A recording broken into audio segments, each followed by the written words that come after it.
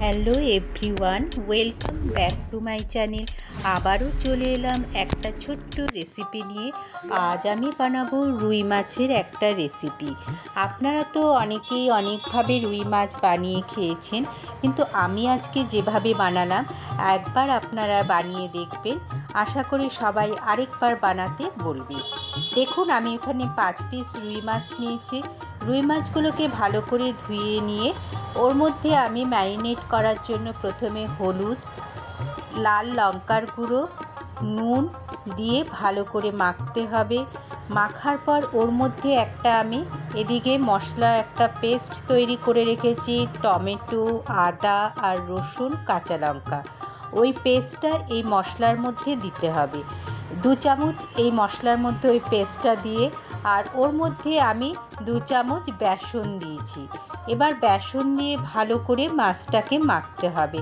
দেখুন আমি কিভাবে মাখছি মাছটার মধ্যে বেসন, এই মশলাটা, সেটা দেখুন আপনারা।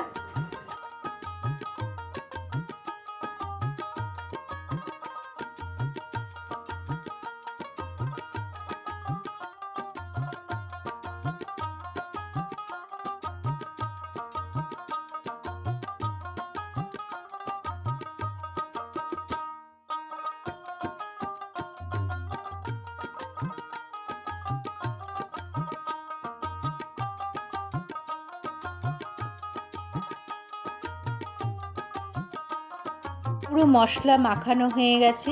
এটাকে আমি 5 মিনিট একটু ঢাকা দিয়ে স্ট্যান্ডিংয়ে রেখে দেবো। এদিকে কড়াইয়ে তেল বসিয়ে দিয়েছি।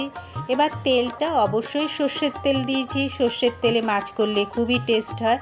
তেলটা গরম হওয়ার পর আমি যে ম্যারিনেট করে রেখেছিলাম মাছগুলো, সেই মাছগুলো আমি ওর মধ্যে দিয়ে দিলাম।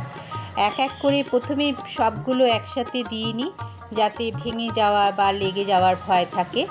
যেহেতু মশলা মাখানো আছে মাছটার মধ্যে, সেই জন্য আমি প্রথমে আমার কড়াই অনুযায়ী আমি 3 পিস মাছ দিলাম। এক পিসটা ভাজা হয়ে যাওয়ার পর দেখুন আরেক পিঠ আমি উল্টে দিচ্ছি। দেখুন কি সুন্দর মশলা পুরো মাখা হয়ে গেছে, আর মাছগুলো এক ফোঁটাও ভাঙেনি। কত সুন্দর লাগছে মাছগুলো।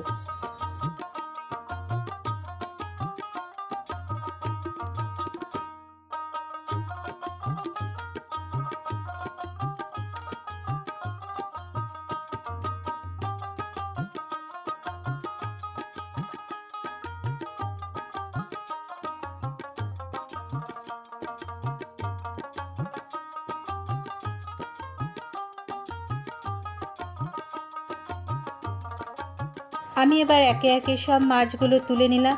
এবার সেকেন্ড যে কটা মাছ ছিল, সেকেন্ড ব্যাচের মাছগুলো আমি দিয়ে দিলাম। দিয়ে এগুলো একইভাবে আমি ভাজবো।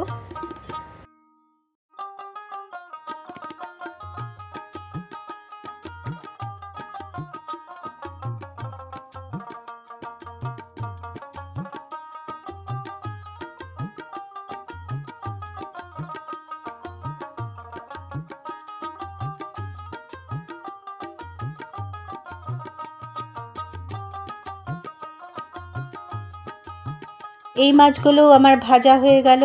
এবার আমি এই মাছগুলো তুলে নিয়ে আমি ওই কড়াইয়ের তেলের মধ্যে আরেকটু তেল দিয়ে আমি ওর মধ্যে 2টো পেঁয়াজ কুচি করে রেখেছিলাম, পেঁয়াজটা আমি দিয়ে দিলাম। এবার পেঁয়াজটা লাল লাল করে যখন ভাজা হবে, যে মশলার পেস্টটা বানিয়ে রেখেছিলাম সেই পেস্টটা ওর মধ্যে আমি দিয়ে দেবো।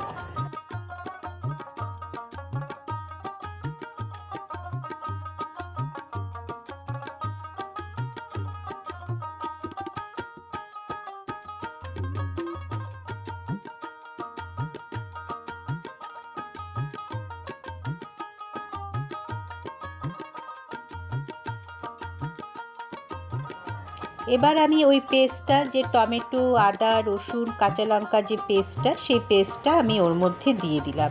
এবার পেস্টটা দিয়ে ভালো করে নেড়ে নেওয়ার পর আমি ওর মধ্যে একে একে গুঁড়ো মশলা ব্যবহার করছি। গুঁড়ো মশলা হিসেবে আমি এখানে দিয়েছি হলুদ, লাল লঙ্কার গুঁড়ো, জিরে গুঁড়ো, নুন। আমি ধনে গুঁড়ো ব্যবহার করিনি।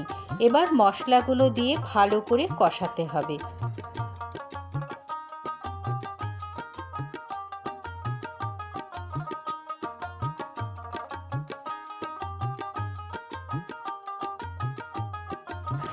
মশলাগুলো দিয়ে আমি ভালো করে কষাচ্ছি। যতক্ষণ না মশলার গা থেকে তেলটা বেরিয়ে আসে, দেখুন আমার একটু একটু করে তেল বেরোচ্ছে। যত নাড়ছি আমি, দেখুন আমার তেল বেরিয়ে আসছে। আমার মশলা কষানো হয়ে যাওয়ার পর আমি যে মিক্সিং জার ধোয়া জলটা ওর মধ্যে আমি দিয়ে দিলাম। দিয়ে বেশি জল এখানে ব্যবহার করবেন না। আমি ওর মধ্যে কাঁচা লঙ্কাও দিয়ে দিয়েছিলাম। এবার ঢাকা দিয়ে ঝোলটা ফোটার অপেক্ষা। যখন ঝোলটা 1 ফুট হয়ে যাবে, ওর মধ্যে আমি কয়েকটা ধনেপাতা ছিঁড়ে কেটে রেখেছিলাম, ওই ধনেপাতাগুলো আমি ওর মধ্যে দিয়ে দিলাম। এবার ধনেপাতাগুলো দিয়ে ভালো করে মিশিয়ে নিতে হবে ঝোলটার মধ্যে। যখন ধনেপাতার ঝোলটা ফুটে উঠবে, তখন আমি ওর মধ্যে একে একে যে মাছগুলো ভেজে রেখেছিলাম সেই মাছগুলো আমি এবার দিয়ে দেবো।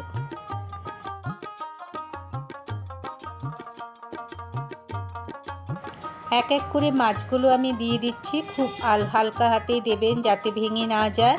মাছগুলো আমি দিয়ে 5 মিনিট একটুখানি ঝোলের মধ্যে এপিট ওপিট করে ঝোলের মধ্যে দিয়ে কষানোর পর আমি গ্যাসটাকে বন্ধ করে দেবো। পুরনো বন্ধুদের জানাই অনেক অনেক ভালোবাসা। নতুন বন্ধুরা যারা আমার চ্যানেলটাকে এখনও সাবস্ক্রাইব করনি, অবশ্যই সাবস্ক্রাইব করে আমার পাশে থেকো আর নোটিফিকেশন বেলটা অন করে দিও। যখনই কোনো ব্লগ বা ভিডিও রেসিপি দেবো তোমাদের কাছে আগেই পৌঁছে যাবে। তাহলে রেডি হয়ে গেল আমার রুই মাছের রেসিপি। কেমন লাগলো আমার এই ছোট্ট রেসিপিটা অবশ্যই লাইক কমেন্ট করে জানাবে। দেখতে যেমন সুন্দর হয়েছে, খেতেও অপূর্ব হয়েছিল। তাহলে আজ আসি বন্ধুরা, টাটা।